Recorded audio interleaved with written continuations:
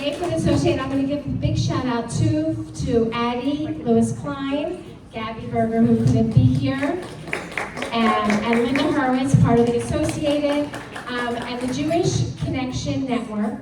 The Jewish Connection Network is a part of the Associated, and our project that you see in the center of your tables is an inspiration that's been happening in their federation through the Jewish Connection Network, and we're excited to implement it in the Momentum on the Road programs. The Lev Experience,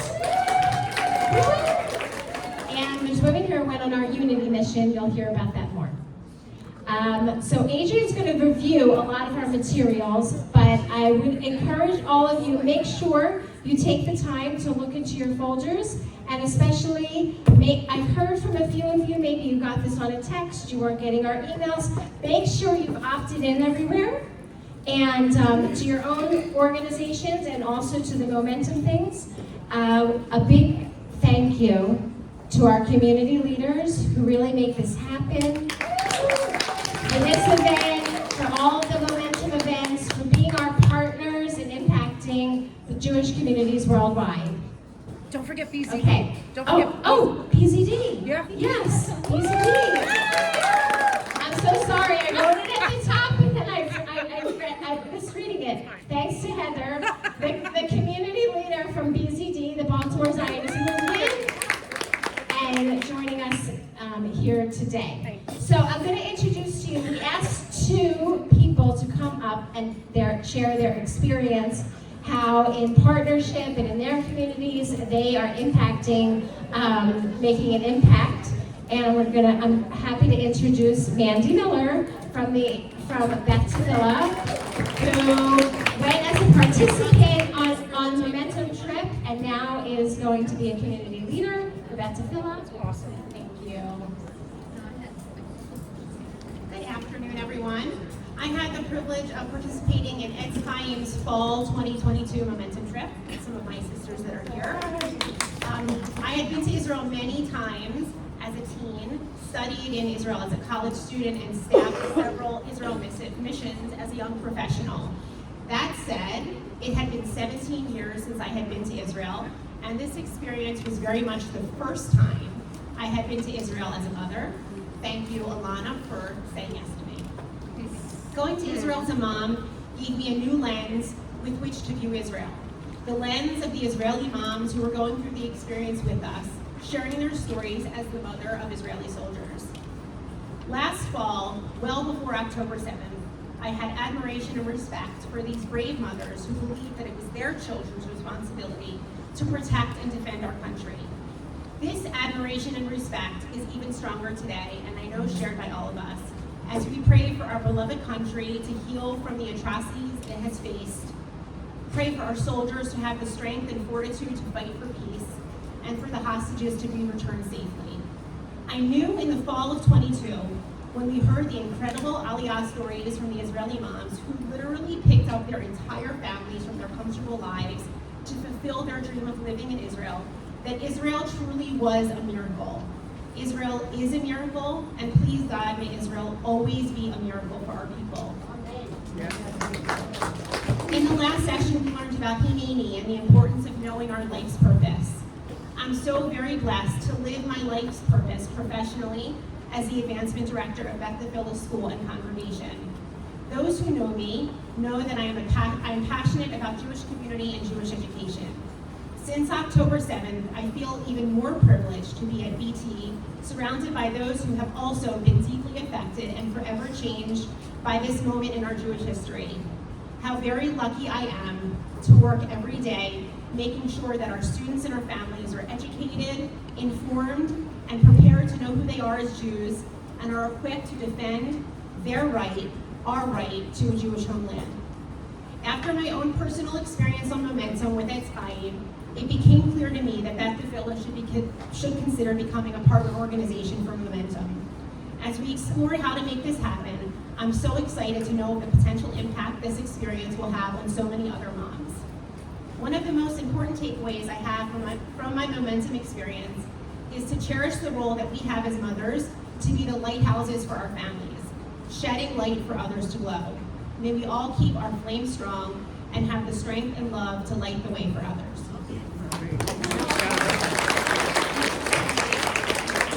Thanks, Sandy. Okay, and next we're going to call Jesse Cleveland, also here from Baltimore.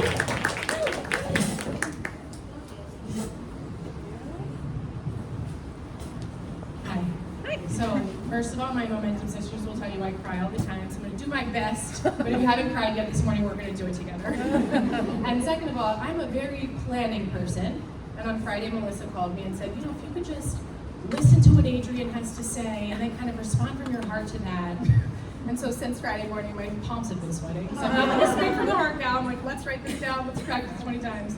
But so I'm going to do my best to speak from the heart. I recently heard this very beautiful idea that all of our neshamas, our souls, here we go, are like a magnet, right? And they want to cling. They want to cling to Hashem. But things get in our way. Our life, our work, influences of others, things, they get in our way and they weaken that pull of the magnet. And it makes it harder and harder to cling. What we can do, what I've been asked to talk today about is taking action.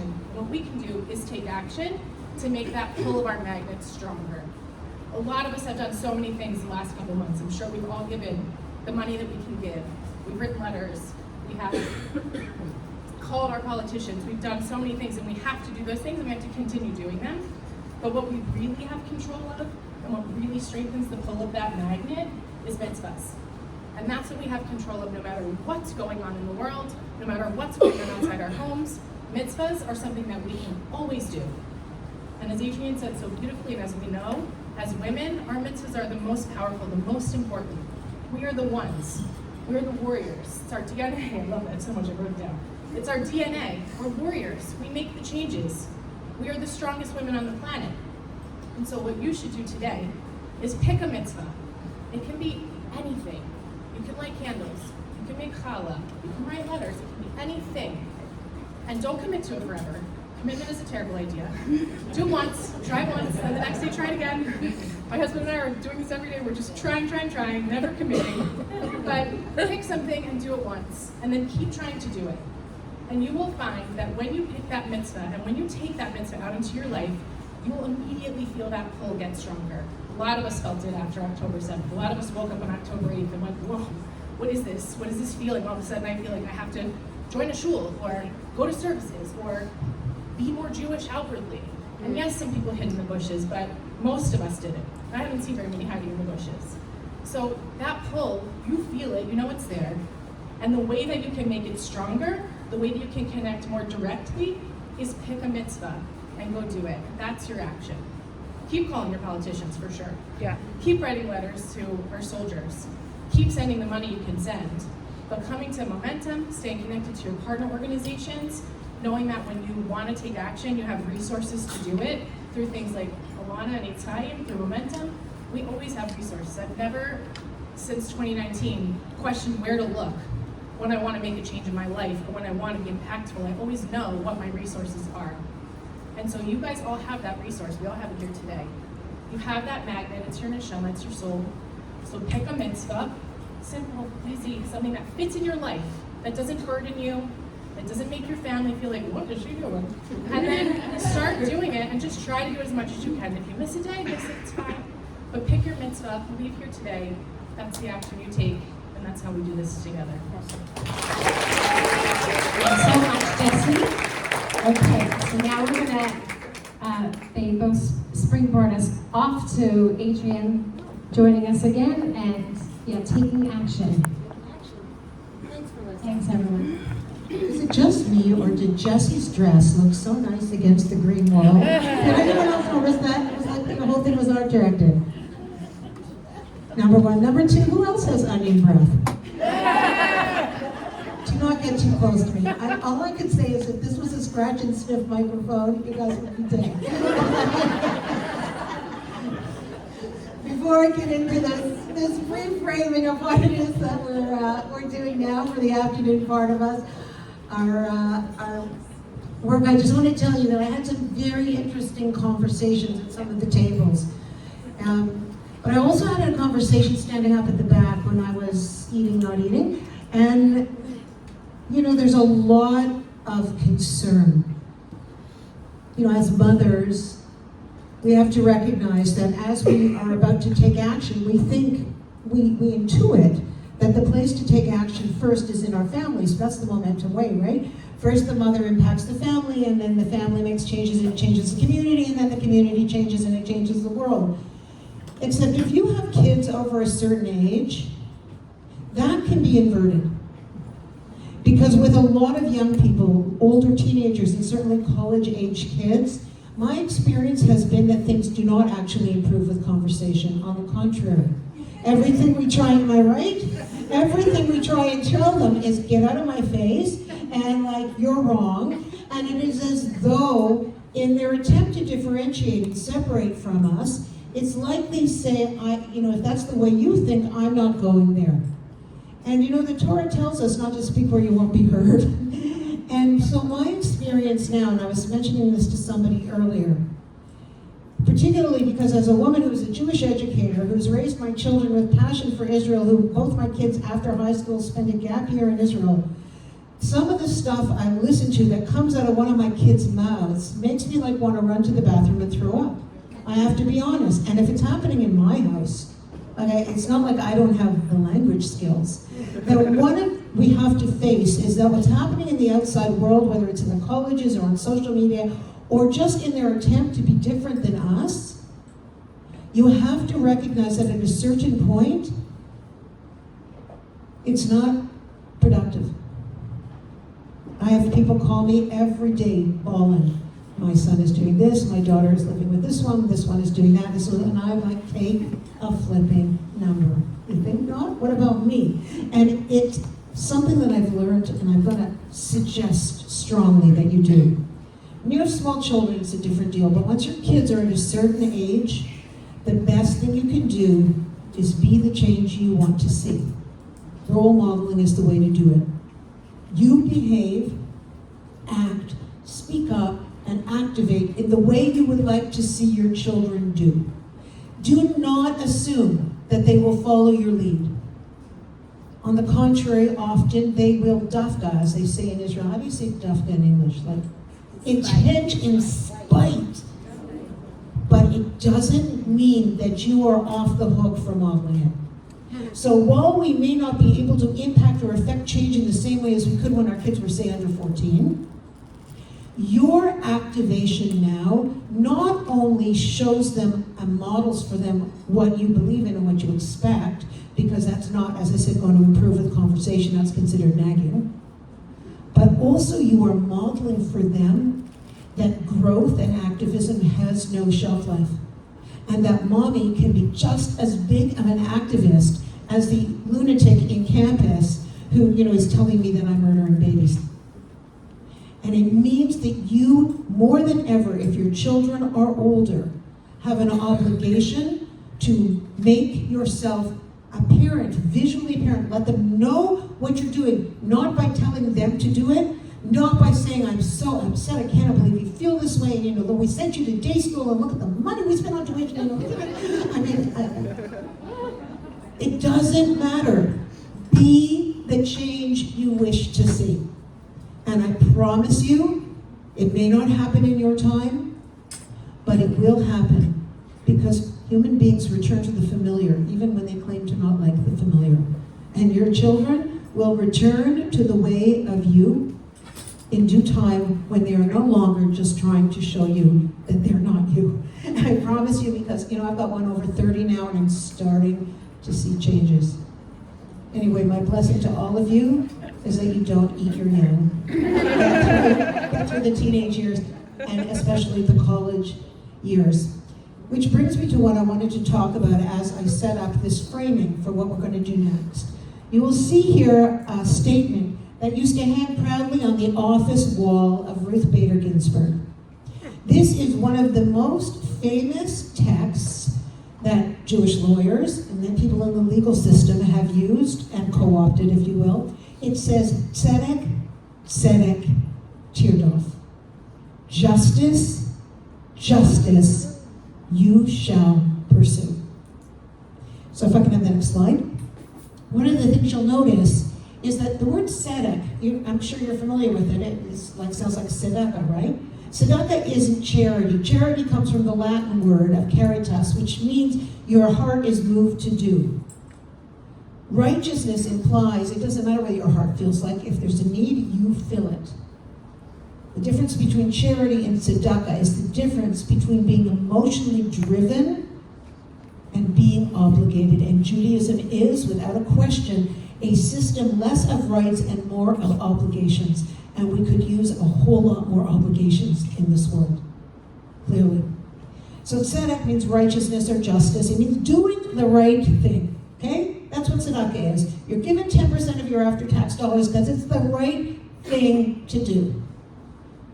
But I want to focus on the second part, Tirdof. Tirdof means to pursue. Why is that significant? So we see here on the slide, it says that change comes from sustained action and commitment. And that's absolutely true. And that's what we're talking about, and that's what we're going to do a few things today together as a group. But I want you to focus for a minute on the concept of pursuing. It is proactive. I don't know if many of you have ever read the book by Sherry Mandel. Her son Kobe was murdered in an attack in the Wadi near where they live in Israel some years back. Her son Kobe Mandel, I think he was from this area even. He was from Silver Springs, I believe. Yes, Potomac? Yeah. And he passed away at 13, and on his 14th birthday, she took her children into Jerusalem. What they were doing was they were going to give tzedakah, meaningful tzedakah, to 14 different individuals in the merit of Kobe's, what would have been his 14th birthday. And she said something fascinating. She said, we couldn't find anybody. Basically, she said, listen to this, we were begging for beggars. Begging for, she said, I sat down on a bench with a person who I thought maybe, and she said, I started to talk, and what do you maybe need? Basically said to her, and lady, I'm waiting for the bus, get lost. You know, I'm not doing anything. She couldn't find anything. She was searching for it. This Tirdof, this notion of looking for it, that's what makes this another level of holiness. If you see something in front of you, sure, it's easy to respond to it, because if you don't, you feel guilty. And guilt is a deep motivator. There's nothing wrong with it from time to time. But to pursue justice means proactively making a decision that you are going to look for the opportunities to look out for what is needed in the world. Again, the reason that we work in partnership here in Momentum is because we can give you a beautiful 8-day experience and a year of growth educationally. But without the perspiration that happens in the partnerships as a community, it just drifts away. Your community leaders, these institutions, a synagogue like this, an outreach center, a Montessori, whatever it is, that's where the work happens. Inspiration without perspiration yields no concretization. You need to perspire. But you don't just need to perspire, you need to pursue. Look for it. Now, I met a woman just before she came in for a moment. I believe she's the head of school here. She's about to step down. But she said, this is so organic. People are not here just because of the war, which woke a lot of people up. People are here because the community cares. And I think it's fantastic. And we sold this out. And we probably could have had double the amount of people. But this is manageable. This is manageable, and you can ensure that if you like and feel like this made a difference for your soul, that you will proactively do what needs to be done. There are 3 ways that a person pursues justice. 3 ways. And I believe, what's the next slide? I don't remember. Not yet. You can get rid of that one. Go back. Doesn't matter. I want you to understand something. As I explained earlier with the waves of positivity that we create a spiritual force field. As the young lady just mentioned to us, your mitzvahs make a difference. The fact is that even your intentions make a difference. It's hard for us to believe or understand because we are so physical that the soul's yearnings, their desires, your efforts can actually make a difference in the outcome. It is hard intellectually to wrap your head around it, but it is no less true just because it's hard. No less true. So, let's begin with the first component of how you can make a difference, and that is intellectual. The head. This means that you are looking to see what is going on, but not just speaking to the choir. What I mean by that is you want to take a page out of the Talmudic style of the house of Hillel and the house of Shammai. In fact, there is a particular discussion about Jewish law that you see in the Talmud. And you see that both houses, the house or like the school of Hillel and the school of Shammai, have differing positions. And this heavenly voice comes down and says this very cool thing. It says, both they are right. His house is right and this house is right. They're both right. Both are the true words of truth. But we would end up ruling most often on the side of the house of Hillel. You know why? Because Hillel made it his business intellectually to understand Shammai's position. He could articulate clearly, not freak out, you're wrong. You know what? When you're dealing with a young person where you are pushing back, we stop listening. We stop listening, and so they just scream louder. So with the Hillel and Shammai paradigm, and it is the intellectual paradigm you should take into everything you do, in business, in personal, in parenting, in your love relationships. Do not open your mouth until you can clearly articulate the position of the other person. Because otherwise they don't feel heard. When a person feels heard, they will often listen. If they don't feel heard, they block up their ears. And so therefore, intellectually, to make a difference, you need to not just understand our position, but you need to read opposing positions as well. Now, I know when we read opposing positions, like sometimes we'll get a newspaper in the house and it's anti-Israel, and I'll whip it across the room. I have to be honest with you, I'm pretty centrist. My husband is very far to the right compared to me. He used to listen to a certain unnamed radio station, and I would come in the room and I'd hear it, and I'd, "Look at that thing off!" Right? Like the Exorcist, my head would turn around on its neck. But lately I've been listening to it too, because they're very pro-Israel. Has anyone had that experience? And then I had to ask myself, maybe it's easy to be, clear when nothing's at stake. Now, it is important, though, to hear both sides and to be able to articulate the other side. And the reason that the rulings came from heaven for the side of Hillel was not necessarily because he was right and the other dude was wrong. It was because Hillel could listen and clearly articulate the other position. So my suggestion to you, when it comes to your children or people in the workplace or your non-Jewish friends or even your neighbor who offends you, is until you know exactly where they're coming from and can articulate their position, don't bother. Don't bother. There's a whole lot of people over here you're not going to reach, and there's a whole lot of people over here you're not going to reach. But there is a huge silent majority that you can affect, and you will impact them greater if you sound not unhinged, like I sound half the time, but balanced and articulate to both positions. And it's useful. The second piece is physical, with your body. What does that mean? Well, again, that can mean money. It can mean giving tzedakah. It can mean ensuring that the lights stay on in your partner organization, in your synagogues. All of the Jewish infrastructure is like, do you think it just, we want it there when we need it. Somebody died, somebody's born, I need this, I need that. Where is everybody who I never see before? We have a certain moral obligation. And you know what the problem is? Our generation, and I say our, including myself, my parents didn't have 2 cents to rub together.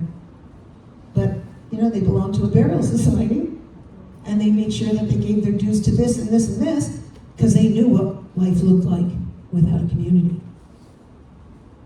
In the physical world, we can do tremendous things. We can make phone calls. We can sign petitions. We can articulate how we are. We can be social media warriors in the physical world. We can speak to the neighbor who says something stupid. Not the minute she says it, because you want to now you're gonna blow, but when you calm down and you're able to say, I love you so much. You said something that really confounded me the other day, so I started thinking about it. And here's what I want to say. When you can find a way to speak appropriately. In the physical world, we can make a huge difference, and we must. So intellectually is our mindset, is our educating ourselves, is learning and growing constantly, so we're on top of the curve. And then physically, doing the actual things that can make a difference, whether it's changing the algorithm. And you're going to see, as we go along a little bit further, you're going to see that the algorithm is impacted when you click on Jewish hate things and you want to read them, and you comment on them, because you think your activism is going to make a difference when you say, this is a bunch of lies, but all it does is push it further up on the algorithm.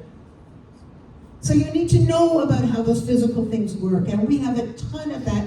I'll show you in a bit on our Yom app, which you should be in your pocket, should be top of finger and hand, to be able to know exactly from people like Ariel Levy and various other people we have on there, how you are screwing with the algorithm improperly, not positively. So the physical world makes a difference, and the spiritual world. Your prayers matter. Your prayers are very much like, as I spoke about earlier, that underwater measuring of the waves until they become a tsunami. Your prayers, I like to think of the world like condensation. You know how the rain comes down, and then what happens? It dries up and it goes back up into the clouds. And the next time it rains, it's the same water, right? There is no new water. None. Even since the Garden of Eden, there's no new water. It's this. And everything in the physical world represents a spiritual reality. Because this world is an inverted tree. We think the spirituality is out there, and this is reality. But sorry, friends, we are like a tree with our roots up in heaven, bearing fruit here on earth. The physical that you see happening here is a result of what's happening in the roots up there. When you pray, in your own words, in your own way, you are sending that kind of energy, and it can, like a tsunami of good energy, come back down. And you don't even have to believe it's working for it to work. You can be the person who, like so many people I know, say, I don't know why I'm praying, I don't believe anything, I don't think anything's up there, and this is probably stupid, and I'm not sure what to say, and I'm certainly not reading out of that book, and yet, we ruminate endlessly in our own minds about things. Who are we talking to? Ourselves? It's not like we take our own advice. You have to believe, because it's true, that your spiritual acts of kindness, and not just the act of kindness, without the intention. When she speaks about mitzvahs, it is a mitzvah, for example, not to gossip about a person. Do you know what's an even higher mitzvah that gets you even more waves of positive energy? It's if you say to yourself, I'm dying to trash this person and tell her, because if she knew, oh boy, but because I was told that I am not allowed to, that it will sever my connections because of that, I'm not going to do it. Intention, or what we call kavanah. So there are three forms. There is the intellectual, there is the physical, and there is the spiritual. And none of them are a hierarchical space. If you can do all three, fantastic. If you can only do one, awesome. If you could do half, better than nothing. But you got to make sure you're doing it. That's what it means to pursue peace. And we have been told, Tzedek, Tirdof. Go out and pursue it on one of those levels. And so, how are we doing it? Well, we're going to do a couple of things now. But before we do, I want to read something to you. Oh, my for time. Perfect.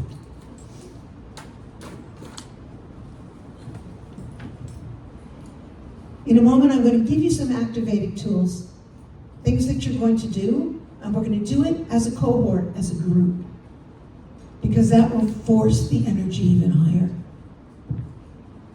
One of the things we're going to be doing, not right first, because the first thing we're going to be doing is a phone call, but is we're going to be writing letters to the families of the hostages, directly to them. Because as women and as mothers, we are going to pursue in our minds what we might want to hear and what we wouldn't want to hear. And to give you an example of what it means to pursue goodness, I'm going to read something to you from a woman named Iris Chaim. Her son was one of the hostages that was accidentally murdered by the IDF a couple of weeks ago. Without being told, this is the note she sent. I am Yotam's mother. I wanted to tell you that I love you very much and I hug you here from afar. I know that everything that happened is absolutely not your fault and nobody's fault except that of Hamas. May their name be wiped out and their memory erased from the earth. I want you to look after yourselves and to think all the time that you're doing the best thing in the world, the best thing that could happen, that could help us. Because all the people of Israel and all of us need you healthy. And don't hesitate for a second if you see a terrorist. Don't think you killed a hostage deliberately. You have to look after yourselves, because only that way can you look after us. At the first opportunity, you're invited to come to us, whoever wants to. And we want to see you with our own eyes and hug you and tell you that what you did, however hard it is to say this and sad, it was apparently the right thing in that moment. And nobody's going to judge you or be angry, not me, not my husband Raviv, not my daughter Noya, and not Yotam. May his memory be blessed, and not Tuval, Yotam's brother. We love you very much, and that is all. That is what Tirdof means. To pursue what will be needed even before it comes to you. We are going to focus on the hostages. The reason we're doing that is because, as you will see in the Young Journey that you'll take a look at later, it is an area we can all agree upon. It is not political. It is something that all people understand. It is unacceptable on every level with every person, whether you're a 1-year-old gingy baby or a 75-year-old grandmother. There isn't a single soul who doesn't understand it is not okay. So we are going to focus on where we can make a difference. And the way we're going to do this is through various means. You'll see in your folder. We're going to be calling congresspeople. We're going to be writing a letter to hostage families. And we're going to make a hostage name bracelet. Some of you have already got 2 names on your wrist. You're going to get a 3rd. It's awesome. In your folder, you'll see that you have a bunch of QR codes. Now, if you're over 60 like me, you may say, what's a QR code? If you're under 60, I expect that you know. But apparently you hold your camera up to it, and it brings you to where you need to go. Just a moment, sorry. I didn't know that. In the center of your table, you are going to find a bag, a little canvas bag. Don't do what I did. Don't try to eat the beads. They're actually beads, they're not candies. If you open up your little canvas bag, thank you, Nisa, you will find in here several things. The first thing is you will find a Bring Them Home necklace. This is our gift to you. This necklace will be like your momentum pendant. People who have been in Israel, everyone in Israel is making them. I don't know if you know why soldiers have pendants, dog tags. They're in metal in case they can't be identified. But these represent the person that you're going to make your bracelet about. You will also get the name of a hostage. In this particular bag, I got Shlomi Ziv. You will see candles that you can light on Friday night for your hostage, and an additional candle for him. What I'm going to ask you to do is to look at who you got. Who'd you get?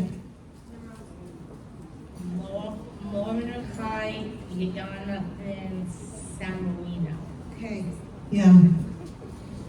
This is, do you know that when I was 7 years old, used to wear a pendant for a Soviet refusenik? Is anyone old enough to remember that? Did you? Yes, I had a necklace with his name. To this day, I could tell you everything about him. Guys, let's make it real.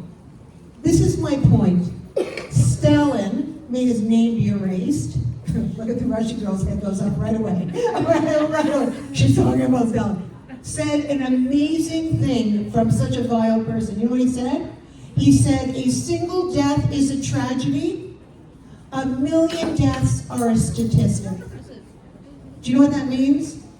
That means unless you make it personal, they become statistics. This is your person. You are going to see here it says to visit oneminaday.com. What does that mean? If you go to this, you are going to see how to reach your elected local officials, depending on where you are, and demand the immediate release of the hostages. That is your message. We have given you a script. It's all there. It takes 1 minute a day. That's it. That's physical. It's tangible. It's actual. So that's the first thing we're going to do. What else you'll see on this card is to say a prayer for the hostage. And we're going to do that shortly. And the Keep the Light Going campaign invites you to add an additional candle to Shabbat candle lighting to bring more light. And it also includes the blessing here for that. So, put on your necklace, open your thing, and this is what I want us to do now.